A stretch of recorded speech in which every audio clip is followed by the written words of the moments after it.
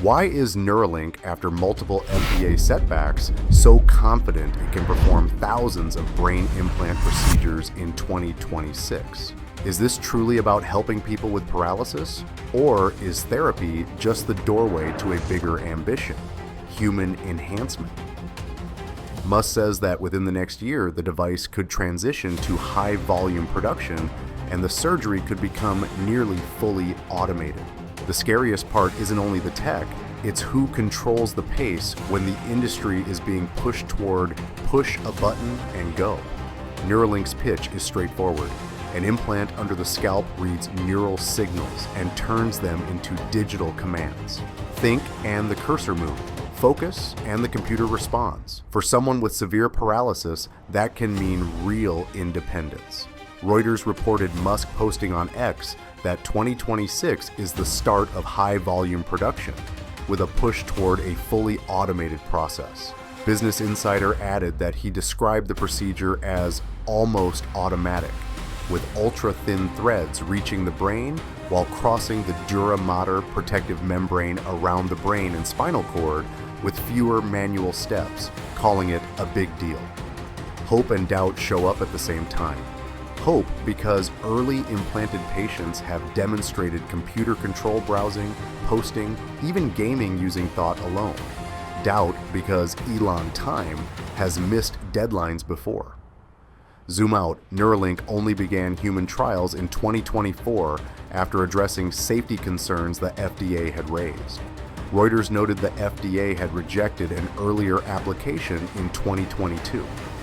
By September, the company said 12 people with severe paralysis had received an implant and were using it to control digital tools and some physical tools via thought. In medtech, those first cases are thin ice steps. Progress is real, but one serious complication can slow everything for years. Now, picture the lived reality behind the headline. A young person with quadriplegia wakes up, and the first battle isn't pain, it's dependence. Someone else taps the screen, opens the browser, scrolls the page, and hits send. One drop device can mean hours of waiting. So when an implanted user can move a cursor or type a message with thought alone, it's not a party trick, it's the agency returning. So why talk about scale in 2026? 3 reasons explain the confidence and the risk. Money. Neuralink announced a $650 million raise in June. Capital can't replace safety, but it can fund medical-grade manufacturing, validated processes, quality systems, traceability, and the testing needed to go from it works to it scales. Surgery is the real bottleneck. No implant becomes widespread if it depends on a tiny group of elite surgeons and a long, complex workflow. Automation is the unlock. Repeatable steps, standardized training, faster deployment. But automation also concentrates responsibility. If software fails, sensors drift, or tissue reacts unpredictably, who is accountable? Here's what automation is really trying to solve. Until now, implantation hasn't been light. A surgeon must open part of the skull, create a seat for the implant, and then a robotic system places multiple ultra-thin threads into precise brain locations. Under cold white surgical lights, everything is measured in fractions of a millimeter. The point of automation is to make those tiny steps repeatable and less dependent on a handful of elite operators so that more hospitals can deliver similar outcomes. Repeatable, though, does not automatically mean safe.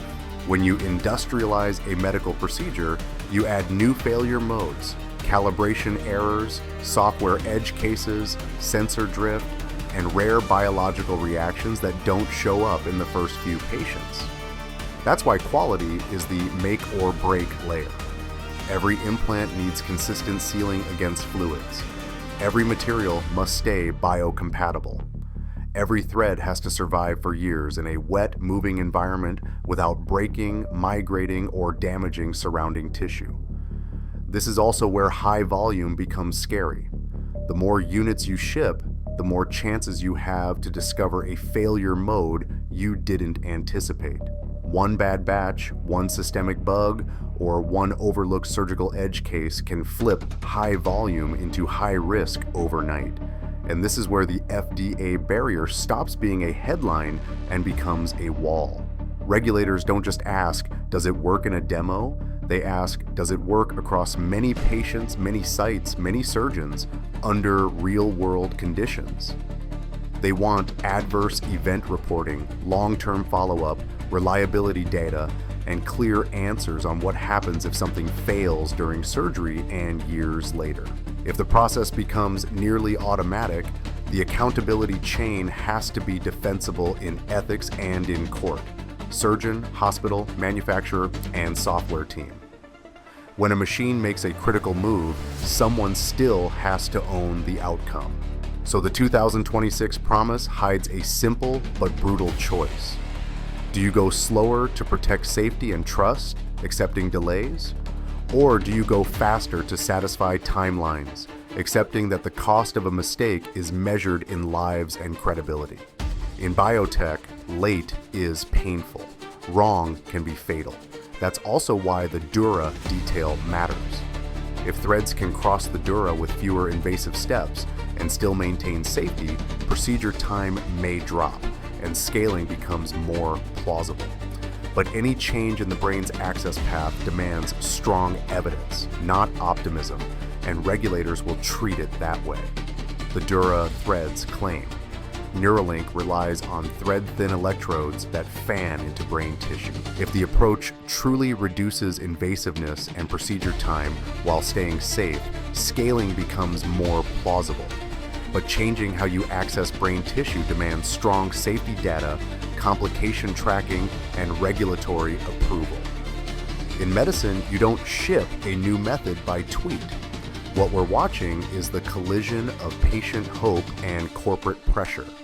Today, Neuralink is positioned as assistive tech for serious conditions such as spinal cord injury, severe paralysis, and certain neurological disorders, not consumer upgrades. Musk may talk about merging minds with AI someday, but the near-term path is brutally practical. Prove clinical benefit, prove safety, then expand without cutting ethical corners. If 2026 really becomes high volume, you won't need hype to see it.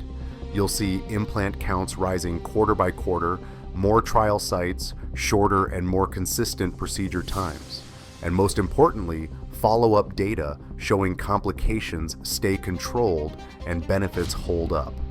And if 2026 slips, that doesn't automatically mean failure. In biotech, slow can be the cost of not paying with lives and trust. The question is whether the public, investors, and Musk himself can keep expectations in line with the evidence. Neuralink is trying to scale manufacturing and industrialize surgery at the same time. If it succeeds, it could be one of the biggest leaps in assistive technology this decade. If it moves faster than the data allows, the backlash will come from regulators, clinicians, and public trust, harder to rebuild than any chip. That line decides if it becomes help or harm today. Stay to the end, because next I'll break down the 3 choke points that decide whether 2026 happens: medical-grade manufacturing capacity, real surgical automation, and the accountability problem of who answers when the procedure is handed to a machine. Like and subscribe so you don't miss the next breakdown.